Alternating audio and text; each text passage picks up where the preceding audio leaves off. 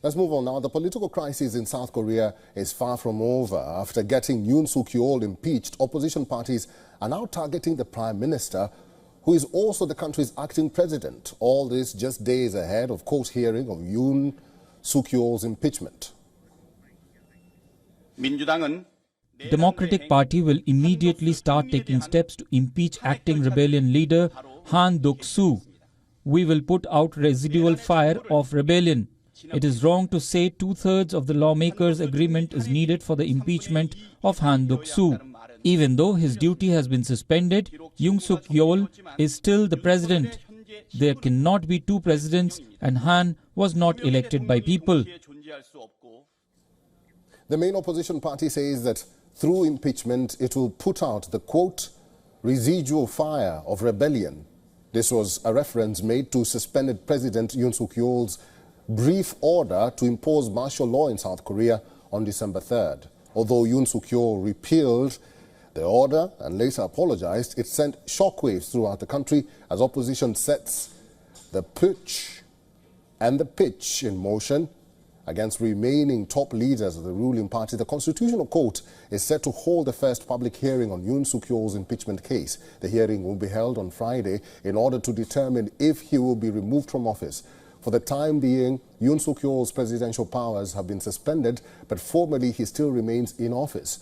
The court has a deadline of 180 days to decide within 180 days whether to remove Yoon Suk-Yeol from office or reject the impeachment and restore his powers. If the court decides to remove Yoon Suk-Yeol, South Korea needs to hold a presidential election within 60 days.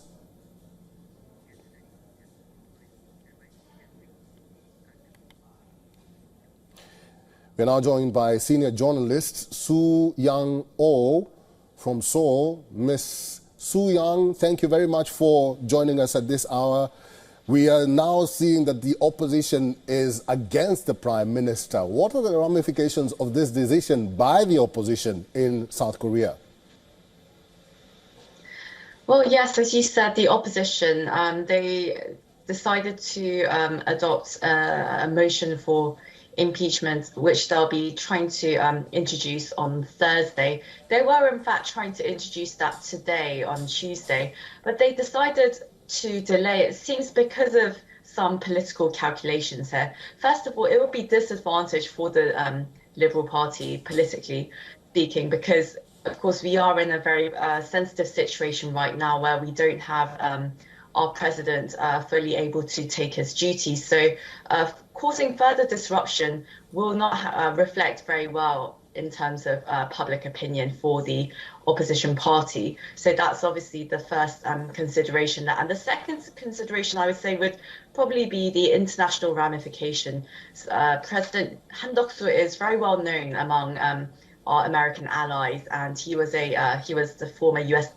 ambassador from 2009 for about 3-4 years. So he's very well known to our foremost ally. He's been working in previous presidential offices. He's been in the foreign ministry, the trade ministry. So he's an experienced bureaucrat, and he knows how government works and how to run diplomacy as well. So it's not going to reflect very well internationally either if the opposition party decides to push through with the impeachment vote.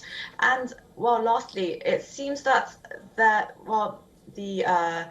reason that the opposition party was pretty furious today and decided to threaten the Prime Minister with impeachment was because he didn't put into effect the two bills that the Democratic Party of Korea pretty much railroaded through Parliament.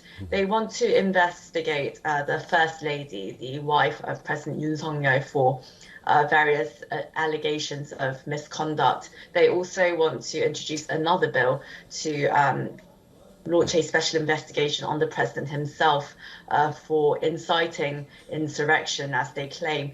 But of course, there are already investigations ongoing on the president, and the Prime Minister, being part of the Yoon Suk-Yeol administration, it's not in his foremost interest to pass this or put into effect this bill. So what the opposition party did was give him a deadline for him to speak out about the two bills that they pushed through Parliament by the 24th, which is, of course, today, Tuesday.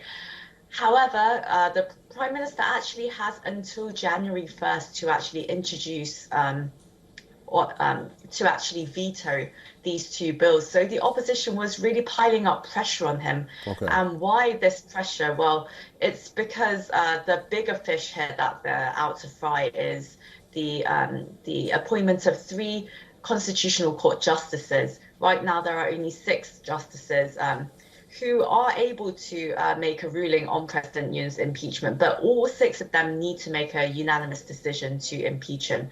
But the full number for the Constitutional Court is actually 9 justices. So what the opposition party really want to do is fill those 3 vacant spots. So that's what they're actually really pressuring the Prime Minister to do.